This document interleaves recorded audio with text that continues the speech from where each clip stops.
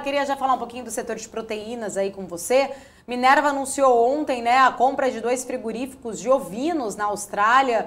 As plantas ali serão exploradas por meio de uma joint venture, né, com a Salik, né, dos Emirados Árabes. E eu queria entender um pouquinho a sua avaliação sobre essa iniciativa de Minerva e quais seriam as perspectivas ali que você vê para a empresa num curto e médio prazo. Tá certo. Boa pergunta, né? Foi uma aquisição anunciada ontem, né? Já estava no nosso radar alguma aquisição que a empresa vinha fazer, ela já vinha dizendo que estava olhando aquisições, falava da Austrália, né? Já tinha uma expectativa e assim, a gente avalia assim, a aquisição como positiva.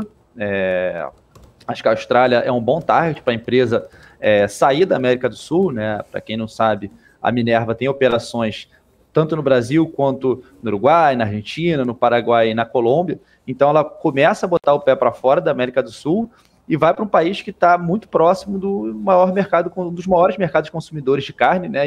De carne e proteína no geral, e que é o que mais cresce, que é a Ásia e especificamente a China.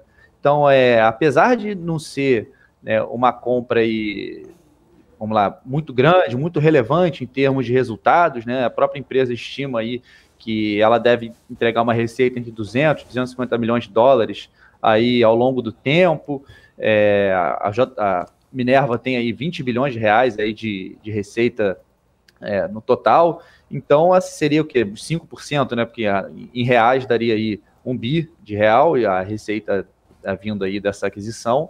Então, assim, não seria algo extremamente grande que faria toda a diferença para a empresa. Mas pensando estrategicamente ao longo do tempo, ela está colocando de fato o pé ali perto de um grande polo consumidor de proteína, né? E tem fatores tanto de curto prazo quanto de médio prazo aí que sustentam aí por que é importante estar naquela região, né?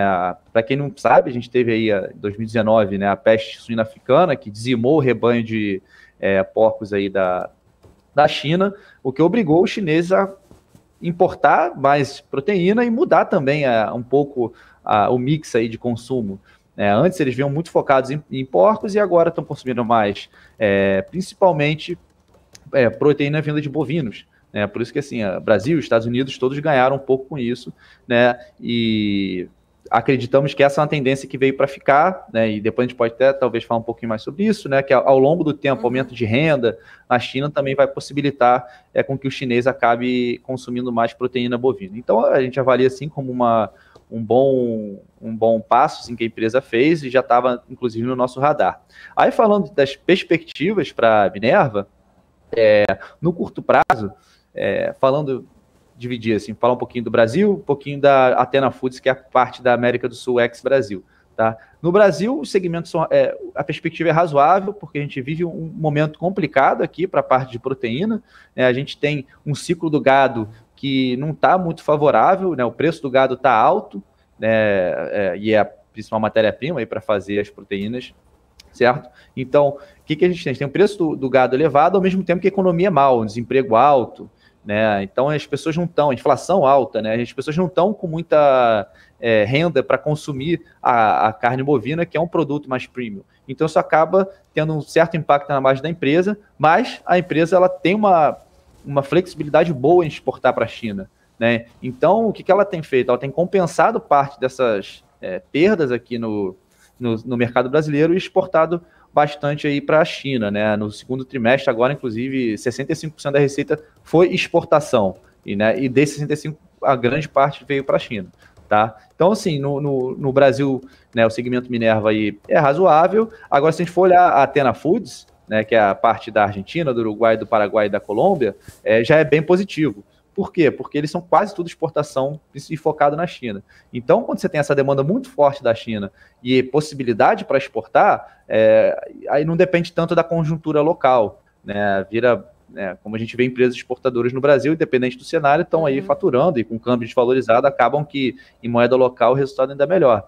Então, assim, o momento, no geral, para Minerva é positivo, né? A gente gosta da empresa, e no médio prazo a tendência é boa, basicamente porque a gente comentou aí atrás, né?